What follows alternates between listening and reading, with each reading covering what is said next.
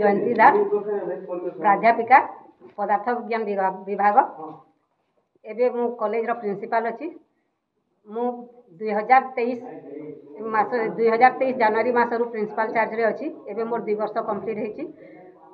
College टा 1973 रे establish करथिला October 2 तारिख रे। एबे ताहा 51 वर्ष पूर्ण होई गलानी। तो ए वर्ष आम डिसेम्बर 28, 29, 30 3 दिन धरी सुवर्ण जयंती समारोह पालन करिवार रही।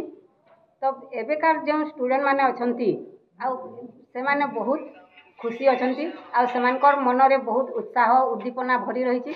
से माने कॉलेज रो एटा गोल्डन जुबली से समय रे पालन होतबारु से माने बहुत खुशी से माने भी विभिन्न प्रकार कल्चरल प्रोग्राम रेडी करछंती। पिला आम कॉलेज वर्तमान स्टूडेंट मान द्वारा गोटे नाटक से माने परिवेशन करेंगे। नाटक रो नामटा है समियार खेल। आउ स्टूडेंट माने मिसिकी +2 और +3 रो स्टूडेंट माने मिसिकी विभिन्न डांस सिंग सॉन्ग करेंगे। तो स्टूडेंट मान मध्य बहुत उत्साह उद्दीपना भरी रही। से माने 3 दिन बहुत दिन अपेक्षा करी रही अपेक्षार ए अंत होगा जाऊँगी। तो आमर ए 3 दिन धरी प्रोग्राम टा किपरि सक्सेसफुल हेबो से समस्ते प्राणपणे चेष्टा चलैछंती। मो डॉक्टर सरोज कुमार दास राजनीति विज्ञान प्राध्यापक डुंगरीपाली कॉलेज रे काम करुचे एवं ए कॉलेज रो मु जने अलुमिनी पूर्व छात्र। हमर ए बरपाली महाविद्यालय रो सुवर्ण जयंती महोत्सव आपण जानती आगामी 28, 29, 30 3 दिन धरी सुवर्ण जयंती पालन करा जिवो। एई पालन उत्सव रो प्रथम दिन जोटा प्रथम दिवस यही जगह सकाल 8 सम्बलेश्वरी मंदिर रू गोटे छात्र मानकर एवं अलुमिनी मानकर समस्त गोटे शोभा यात्रा आरंभ हो। जो शोभा यात्रा गंगाधर पूर्णावय प्रतिमूर्ति एवं गांधी छक महात्मा गांधी प्रतिमूर्ति माल्यार्पण सहित कॉलेज को आसवे एवं तापरे उद्घाटनी उत्सव दिन 10 आरंभ हो।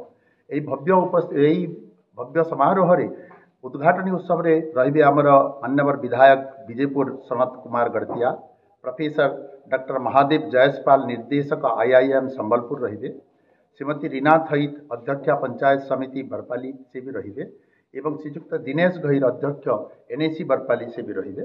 एई दिन रे संवर्धना भी दिया जिवो किछि व्यक्तित्व को जिमिति पद्मश्री स्वर्गत कुज बिहारी मेहेर, पद्मश्री भागवत प्रधान एवं संग्रामी स्वाधीनता संग्रामी भागीरथी पट्टनायक परिवार को किसी संवर्धनार सभा रखाई।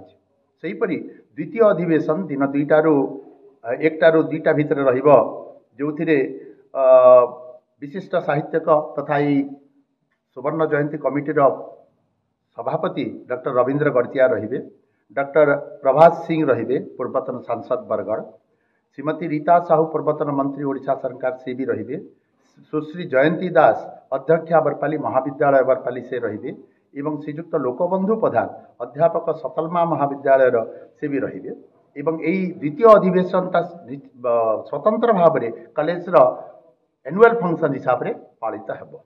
ना होचे सुदाम साहू मो महाविद्यालय पूर्वतन छात्र 1998 2000 आम राजनीति विज्ञान सम्मान छात्र थिलु। वर्तमान मु जने बिजनेसमैन एवं बरपाली बणिक संघर जॉइंट सेक्रेटरी आ सुवर्ण जयंती महोत्सव जॉइंट सेक्रेटरी। आपण समस्त को आमर बरपाली महाविद्यालय सुवर्ण जयंती महोत्सव को बहुत बहुत स्वागत।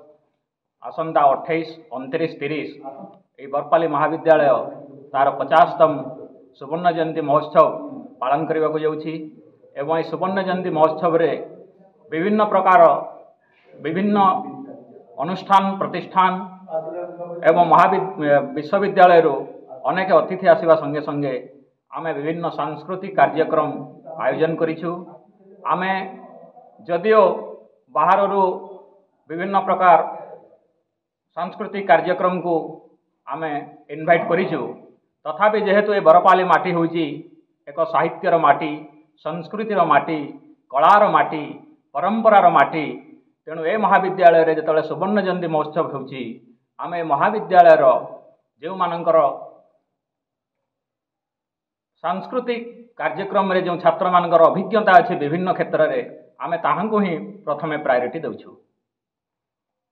तो प्रथमे आमर 28 तारिख दिन द्वितीय अधिवेशन रे आमर अपराह्न 2 घंटा रु 5 घंटा समय रे आमर बरपाली महाविद्यालय कृति छात्र माने सेमानकर सांस्कृतिक कार्यक्रम परिवेशन करिवे, नाटक प्रदर्शन करिवे।